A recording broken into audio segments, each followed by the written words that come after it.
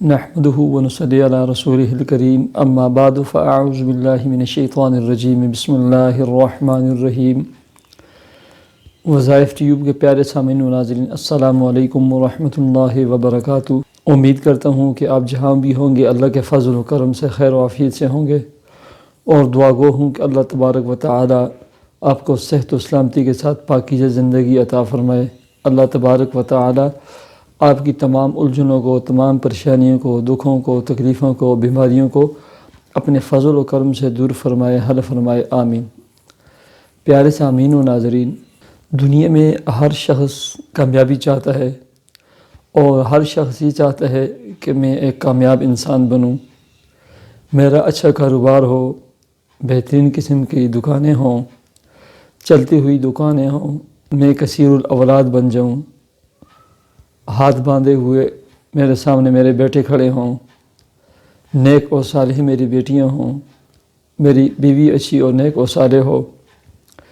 نوکر اور چاکر ہوں، گاڑیاں ہوں۔ الغرض دنیا میں ہر شخص دو چیزوں کی تمنا کرتا ہے، اور ایک یہ کہ میں کامیاب ہو جاؤں، مالدار ہو جاؤں، اور ایک یہ تمنا کرتا ہے کہ میری اولاد قابل ہو، لائق ہو اور کامیاب انسان بن جائے۔ تو پیارے سامعین و ناظرین، بہت سارے اولادیں، بیٹے بیٹیاں، بچے جو سکول وغیرہ پڑھتے ہیں، جو مدارس میں پڑھتے ہیں، کالج میں پڑھتے ہیں، یا بھی ابتدائی سکول میں شروع میں بڑے ذہین ہوتے ہیں، اچھے قابل ہوتے ہیں،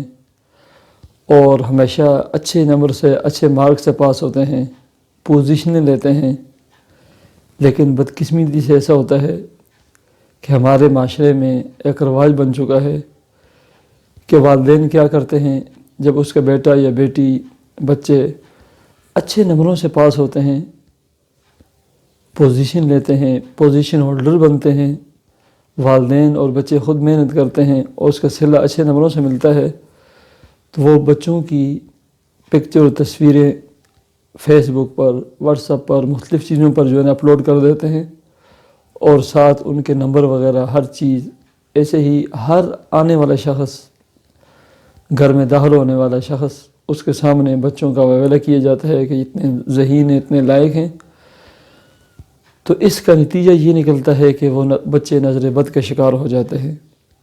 ان بچوں کو نظر بد ہو جاتی ہے، اور ایسی نظر بد ہو جاتی ہے کہ میں نے اپنی آنکھوں سے دیکھے ہیں کہ بچے سکول کا نام تک لینا گوارا نہیں سمجھتے۔ ایسی کتابیں کھولنا جو ہے نا، ان کے لیے ایک بڑا عذاب بن جاتا ہے،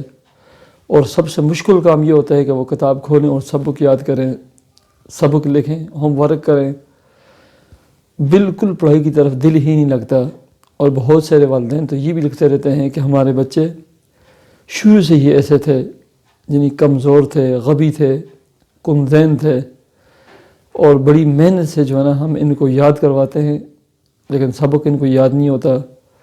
اور ایسے ہی بہت سارے بچے ایسے ہوتے ہیں کہ وہ نارمل ہوتے ہیں، اچھے ہوتے ہیں، پڑھائی میں بھی ان کا دل لگتا ہے، اچھے نمبر لیتے ہیں،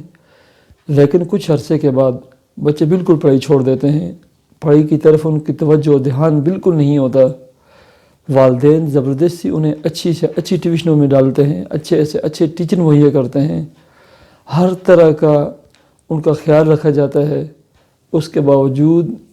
بچوں کے جو نمبر ہوتے ہیں، بچوں کی جو پڑھائی کا رزلٹ اور نتیجہ ہوتا ہے، وہ نہ ہونے کے برابر وہ زیرو ہوتا ہے۔ تو ایسے ہی بہت سارے گھرانے، ان میں بڑا اتفاق اور اتحاد ہوتا ہے، ہر شخص دوسرے پر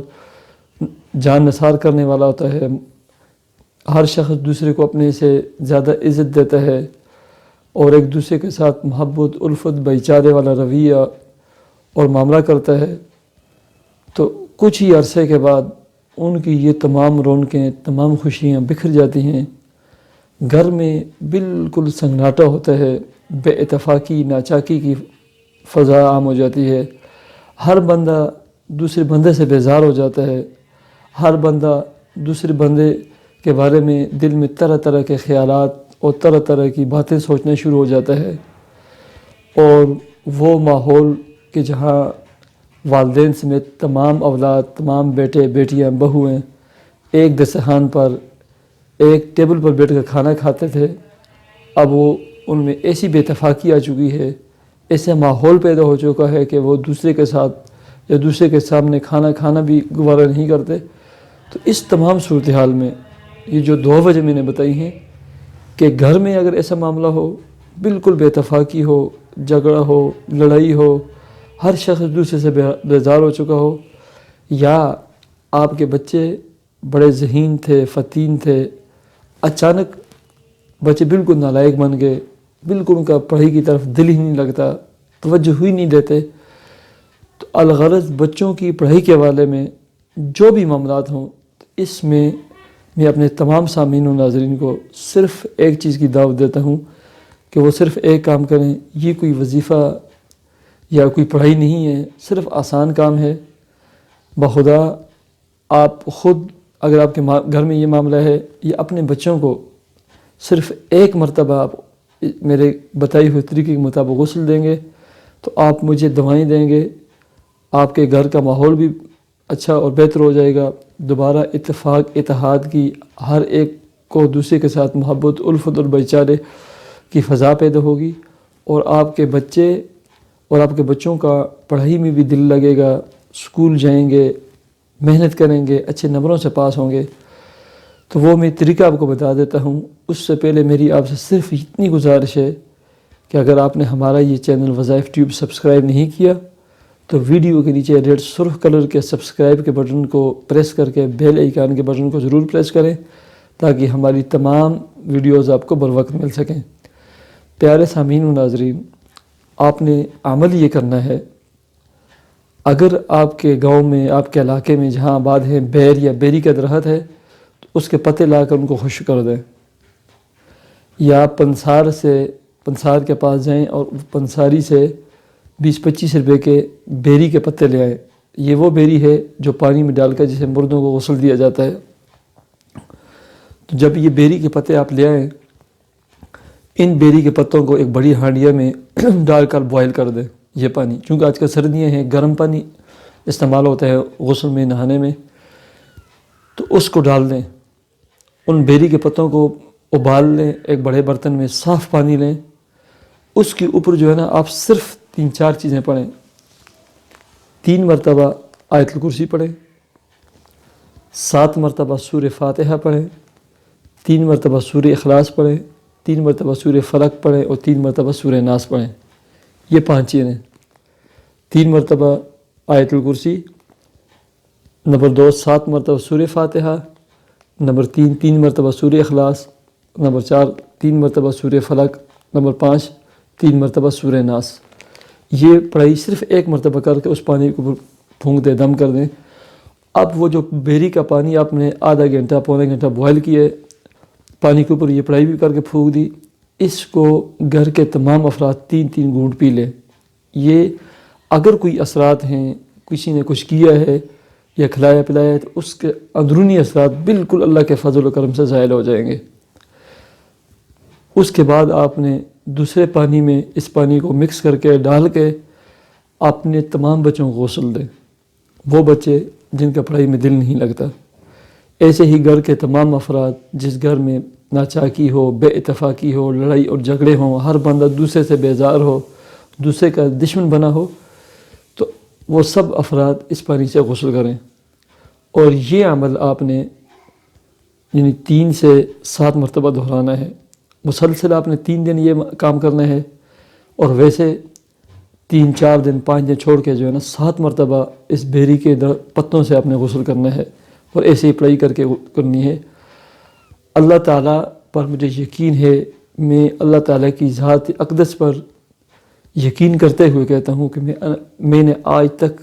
بہت سارے گھرانوں کو، بہت سارے لوگوں کو یہ عمل بتایا ہے، یہ طریقہ کار بتایا ہے، بخدا